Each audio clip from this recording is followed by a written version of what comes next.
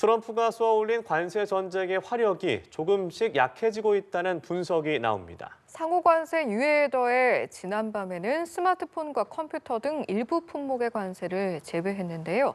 미국의 속내와 우리의 대응 전략을 전문가와 함께 짚어보겠습니다. 김재천 서강대 국제대학원 교수 모셨습니다. 어서 오십시오. 안녕하세요. 네, 어서 오십시오.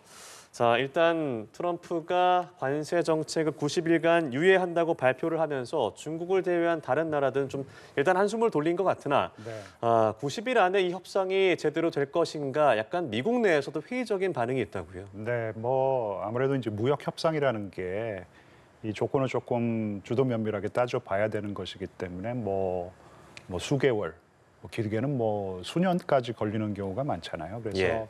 그런 어떤 본격적인 무역 협상을 하자라는 것이 아니고 뭔가 큰 틀에 있어서 조금 합의를 하자. 뭐 한 두 가지 정도 내용이 들어가지 않을까. 그러니까 첫 번째로는 지금 미국을 대상으로 흑자를 보고 있는 나라들, 뭐 한국도 그 경우에 해당이 되죠. 네.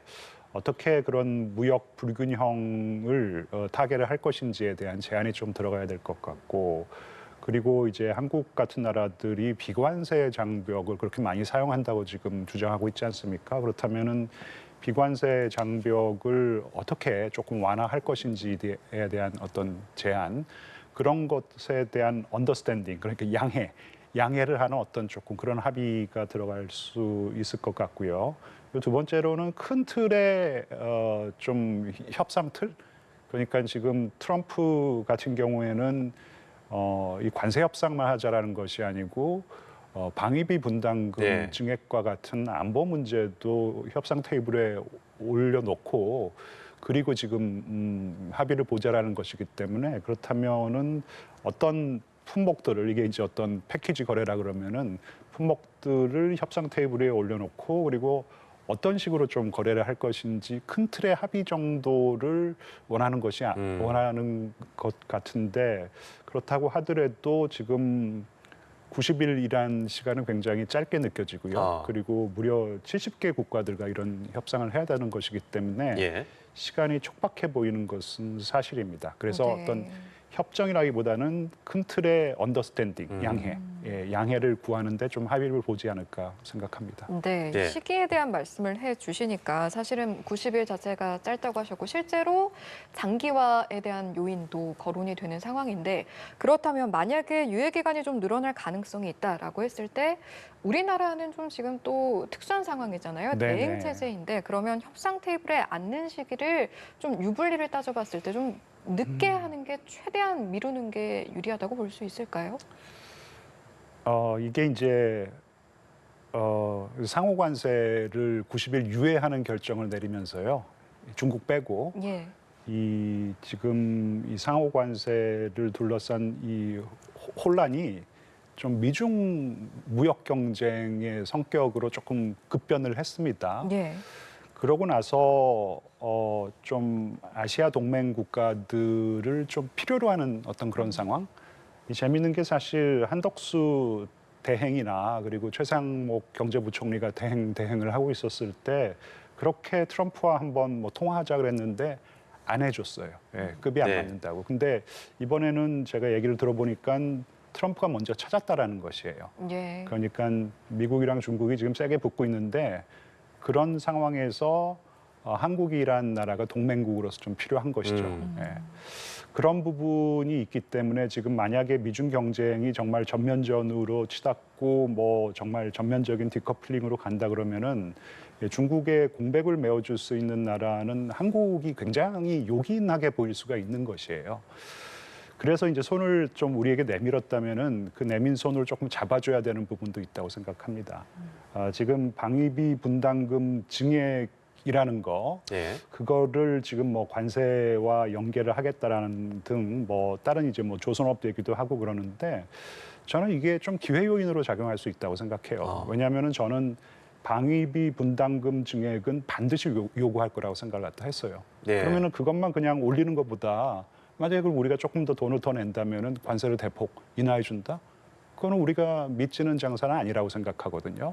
단지 이제 우리가 더 내는 그 방위비를 어떤 식으로 우리가 소요를 할 것인지 창의적인 방법이 좀 많다고 생각합니다. 그러니까 지금 조선업 협력을 얘기하고 있는데 거기에 소요가 되는 MRO 비용으로 이걸 갖다 조금 뭐 우리가 연동을 시키자라든지 뭐 미국의 이 전술핵이 지금 굉장히 낙후되어 있는데 그런 것들을 좀 현대화하는데 우리가 좀 쓰겠다. 다양한 방법이 있기 때문에 너무 겁먹지 말고 큰 틀의 합의는 할 수 있을 것 같은데 그러기 위해서는 좀 정치권이 힘을 모아줘야 되는데 뭐 저는 뭐 큰 기대를 하고 있지는 않지만 예. 일단 지금 한국이 저는 두 번째, 세 번째 정도의 번호표를 받았다고 생각을 갖다 해요. 네. 일본이 첫 번째 번호표를 받았고요. 그리고 이제 이 협상이 이제 바로 진행이 될 것이라 그러는데 트럼프 대통령이 먼저 우리에게 손을 내밀었다라는 것은 야, 너희한테 우리가 지금 두 번째, 세 번째 정도의 번호표를 줄 테니까 빨리 협상 좀 하자고 트럼프가 요구를 했단 말이에요. 그동안 예. 우리가 그렇게 요구를 했었는데 트럼프가 전혀 뭐 관심 없다는 식으로 나왔기 때문에 지금 분명히 기회적인 요인이 있고 트럼프도 아쉬워서 우리에게 손을 내민 부분이 있을 거라고 생각하기 때문에 우리가 기회 요인을 조금 잘 살려야 된다고 저는 개인적으로 생각합니다. 예, 이 관세 인하의 정도 그리고 또 방위비 분담금을 얼마나 좀 조금 더 내느냐. 어차피 내야 되는 거고. 어차피 내야 되는 거라면. 이거는 지금 한국으로부터 가장 원하는 것이기 때문에 우리가 안 낼 수 있는 방법이 없습니다. 이거는 우리가 이제 뭐 협상을 해서 내놓은 결과물이지만 이거를 갖다 그냥 뭐 트럼프가 그냥 다 뒤엎을 수는 없어요. 하지만 네. 행정명령을 통해서 재협상해라라는 정도는 충분히 할 수가 있는 것이거든요. 제일 원하는 건데 그거는 줘야 된다고 생각합니다. 얼마냐의 문제지만. 예, 알겠습니다. 그런데 최근에 나온 보고서가 좀 화제가 되고 있는데 지난 10년간 우리나라의 대미 직접 투자 상황을 분석해 보니까 트럼프 행정부가 오해하고 있던 측면이 있었다라는 보고서입니다. 그러니까 트럼프 일기 때부터 한국 기업들이 미국 현지에 많이 진출을 하면서 미국 제조업 성장에 도움을 줬다라는 내용이거든요. 이게 네. 어떻게 우리에게 유리하게 작용할 수 있을까요? 뭐 트럼프 행정부에서 지금 지적하고 있는 많은 사항들, 네. 뭐 관세 문제뿐만 아니라 안보 분야에 있어서도 다 잘못된 주장 투성이죠. 솔직히 말씀드리면은 이게 이제 우리 기업의 투자가 미국 경제 성장에 도움이 됐다라는 것은 뭐 통계로도 잘 나와 있고, 근데 이제 단지 이게 우리의 얼마나 협상 레버리지, 지렛대로 작용할 수 있을지. 왜냐하면 이것은 뭐 바이든 행정부 당시에 우리가 이제 많이 진출해서 미국을 갖다가 미국 경제를 도와준 부분이 큰데 이거는 이제 바이든의 업적으로 지금 취급받고 있잖아요. 그렇다면은 트럼프에게 좀 선물을 줘야 되는 부분이 있는 것 같아요. 트럼프의 면을 세워주는 어떤 그런 투자 계획이라든지. 그래서 지난번 현대 자동차의 대규모 투자 계획 같은 경우에는 물론 이제 우리가 자동차 관세 25% 얻어맞았습니다. 하지만 분명히 트럼프가 기억을 하고 있을 거예요. 그래서 우리에게 뭔가 조금 더 우호적인 협상을 하는데 상당히 중요한 어떤 지렛대로 작용을 저는 추후에 할 것이라고 생각을 하거든요. 예. 그래서 지금 뭐 우리가 이랬었는데 왜 그런 걸 인정하지 못해 이제 이런 거는 안 통하잖아요, 그렇죠? 그러니까 이제 앞으로 우리가 어떤 것을 할 것인지에 대한 어떤 적극적인 투자 계획이라든지 기업 진출 계획 뭐 이런 것들을 조금 제안하는 것이 중요하다고 생각합니다. 예. 네. 앞서 언급해 주신 한일 동맹을 이제 미국에서 조금 활용을 해서 중국과의 어떤 포위에 나설 것이란 구상에도 조금 도움을 받고자 한다라는 부분에 대한 질문도 좀 드려보고 싶은데 사실은 기존의 글로벌 공급망 체계가 조성돼 있는 것들이 있잖아요. 네네. 그 안에서 미국은 어쨌든 우리나라와 일본에서 역할을 원하는데 현실적으로 그게 가능할 것이냐 어떻게 보십니까? 일단 뭐 이 양국이 지금 얽히고 설켜 있는 그 공급망에서 예. 서로가 서로를 어떻게 떼어낼 수 있을지 참 고민이 많을 것이에요. 그래서 이제 바이든 행정부 당시에는 왜 이 디커플링이라는 표현 대신에 디리스킹 그러니까 위기 완화라는 표현을 네. 썼잖아요. 그래서 이제 스몰 야드 뭐 하이펜스라 그랬죠. 그러니까 뭐 전략 산업, 예. 반도체라든지 전기 자동차, 2차 전지 그리고 뭐 AI 그렇죠. 당연히 5G, 6G 그리고 바이오와 뭐 제약 뭐 요 정도의 전략 산업에서 높은 장벽을 세워서 중국과의 어떤 관계에서 경제 관계에서 위기를 완화하겠다라는 것인데 그 분야에서는 디커플링을 하겠다라는 것이었는데 예. 그것도 아주 그냥 전면 진행이 되지 않은 부분이 있는데 근데 지금 보니까 만약에 미중 사이의 이 관세 전쟁이 지금 이 정도 수준으로 계속 간다 그러면은 정말 전면적인 디커플링으로 갈 수도 있다라는 생각이 좀 들거든요. 그렇다면은 한국은 미국에게 굉장히 중요한 전략적인 파트너라고 생각을 합니다. 다 아시다시피 한국이 기술 강국이고요. 그리고 뭐 에너지 강국이기도 하고 조선 강국이기도 하거든요. 그러니까 미국이 필요로 하는 어떤 그런 이 자산을 우리는 가지고 있어요.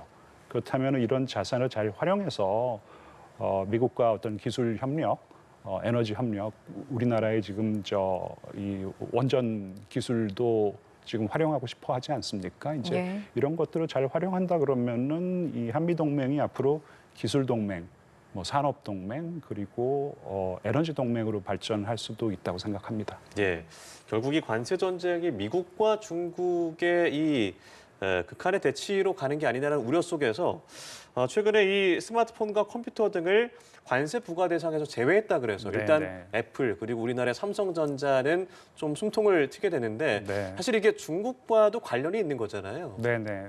뭐 일단은 지금 말씀하신 대로 뭐 우선 애플이죠. 네, 애플이 지금 뭐 비명을 지르고 있지 않습니까?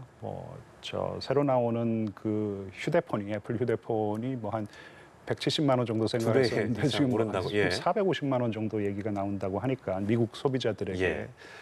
그러니까 이제 이 애플 그리고 삼성전자까지 지금 스마트폰 제조 회사 같은 경우에는 분명히 조금 숨통이 트이는 부분이 있을 것이에요. 그리고 말씀하신 대로 중국에게 뭔가 좀 우호적인 제스처로도 작용을 할 것 같습니다. 지금 예. 정말 아까 말씀드린 대로 미중이 어떻게 보면 좀 감정 싸움 또 하고 있다라는 생각이 들 정도로 지금 20%로 미국이 이제 시작을 했잖아요. 지금은 125%라 그랬는데 미국이 145로 145로 네. 얘기를 하고 그러니까 바로 이제 중국이 그러면 우리도 125 지금 예. 이러고 있는 상황인데 지금 치킨 게임의 양상을 보이고 있고 근데 분명해 보이는 것은 이 트럼프가 약점을 분명히 노출을 했죠. 예, 이 미국 국채 투매 현상이 좀 벌어지니까 예. 이 좀 자신의 의지를 좀 꺾은 것입니다. 기자들이 질문을 갖다 했어요. 이 지금 미국 국채 투매 현상 그리고 지금 이자율이 엄청나게 오르고 그것 때문에 그러냐 그랬더니 사람들이 좀 많이 걱정하는 것 같더라 이제 그 얘기를 하더라고요. 그러니까 조금 약점을 보였고 물론 미국도 지금 뭐 베센트 재무장관이 하는 얘기를 들어보니까 너희들이 우리나라한테 지금 수출하는 것보다 우리나라가 너희나라한테 수출하는 게 5분의 1 정도밖에 안 돼. 그러니까 너희들이 더 아플 거야 그러는데 양국 다 뭐 아픈 부분이 분명히 있습니다. 근데 네. 이제 한 가지 이 중국 시진핑의 좀 정치적인 맷집이 더 셀 것 같아요. 일단 이 트럼프가 지금 아무리 기세등등하다 그러더라도 미국은 주기적으로 선거를 치러야 되는 나라잖아요. 이 좀 트럼프 대통령이 무모한 행동을 하지만 이게 이제 결과적으로 자신의 정치적인 입지를 갉아먹는다 이제 이런 생각을 하게 될 경우에는 살짝 이렇게 정책 수정을 갖다 합니다. 일기 때도 그랬거든요. 지금 좀 그래 보이고요. 그렇기 때문에 시진핑 이 주석에게 아니, 시진핑 주석 나 사이 아주 좋다. 그래서 당장 좀 만나기를 바란다 그랬는데 시진핑 주석이 단단히 조금 화가 많이 난 것 같습니다. 네. 그래서 지금 계속 조금 저 우호적인 제스처를 이 트럼프 대통령이 먼저 보내고 있는데 조금 받아줬으면 좋겠고 원래 6월 정상회담설이 있었는데 6월에 만나기는 조금 어렵지 않을까 그렇다면 가을에 이제 네. 우리 경주에서 아펙 정상회담이 열리는데 두 정상 다 참여할 가능성이 일단 시진핑 주석은 참여하겠다 그랬고요. 아마도 트럼프 대통령도 참여할 것 같은데 그때 이제 좀 이 양 정상이 회담을 하게 된다면 사이드라인에서라도 트럼프 대통령이랑 시진핑 같은 경우에 또 트럼프 죄송합니다. 오바마 대통령 바이든 대통령이 죄송합니다. 예, 바이든요. 예. 예, 지난번에 이제 아펙 정상회담을 계기로 만났었죠. 정상회담을 했거든요. 그런 모습이 연출되면서 뭔가 양국이 조금 타협을 하는 어떤 그런 국면으로 들어가지 않을까 생각합니다. 예. 업종별로 조금 더 보면 반도체에 대한 것은 품목별 관세 여부를 내일 좀 내놓기로 했는데 물론 뭐 나와봐야 알겠습니다만 앞에 다른 업종들을 좀 고려를 했을 때 반도체 같은 경우에는 좀 어떤 결과가 나올지 어떻게 생각하십니까? 이제 사실 제가 경제 전문가가 아니어서 좀 조심스러운데 스마트폰이나 뭐 컴퓨터처럼 그렇게 예외 조항으로 할 것 같지는 않아요. 반도체는 전략 산업이잖아요. 예. 네, 그리고 이 미국의 제조업을 부응하는 데 있어서 반도체는 반드시 이제 산업은 미국으로 가져오겠다. 그래서 예. 미국에서 반도체를 만들어야겠다라는 생각이 분명하기 때문에 모르겠습니다. 이제 뭐 철강, 알루미늄, 자동차한테 그 대상으로 25%를 부과를 했는데 그 정도 수준이 될지는 모르겠지만 예외 조항이 적용될 것 같지는 않아요. 예, 반도체는 확실하게 본인 거들 걸로 가져오고 싶은 욕심이 나오지 않을까 저희가 지켜봐야겠습니다. 그런데 이제 자동차 관련해서 앞서도 말씀하셨지만 25%의 품목별 관세가 부과가 되면서 현대자동차가 일단은 가격 동결을 할 것이다라고 했습니다만 이게 장기화가 될 경우에는 어려움이 커지는 거 아니겠습니까? 또 소비자들 입장에서도 피해가 고스란히 떠안게 되는 것이기도 하고요. 어떻게 보십니까? 그렇죠. 뭐 일단 그래도 이제 현대 자동차 같은 경우에는 가격 동결을 했죠. 네. 네, 가격 동결을 한 이유는 뭐 시장 점유율을 그래도 좀 그 정도로 계속 유지해 가겠다라는 것인데, 근데 이렇게까지 이제 이 비용이 많이 소요가 되고 그렇다면은 결국은 뭐 이 현대 자동차와 같은 이 자동차 회사는 손해를 볼 수밖에 없잖아요. 그렇죠? 예. 수지타산이 맞지 않기 때문에 그렇다면 결국은 뭐 가격을 올려야 되는 것이고 그렇다면은 그 피해는 뭐 이 기업에게도 돌아가지만 소비자에게도 고스란히 가는 것이기 때문에 이게 그렇다고 이제 미국이 자동차를 잘 만드는 것도 아니잖아요. 솔직히 말씀드리면. 예, 그리고 지금은 미국의 그렇죠. 예. 부품을 수입해가지고 또 만들어야 되는 거기 때문에 미국 자동차 회사라고 하더라도 어떤 가격 경쟁력을 뭐 유지한다라는 게 그렇게 쉬워 보이지가 않거든요.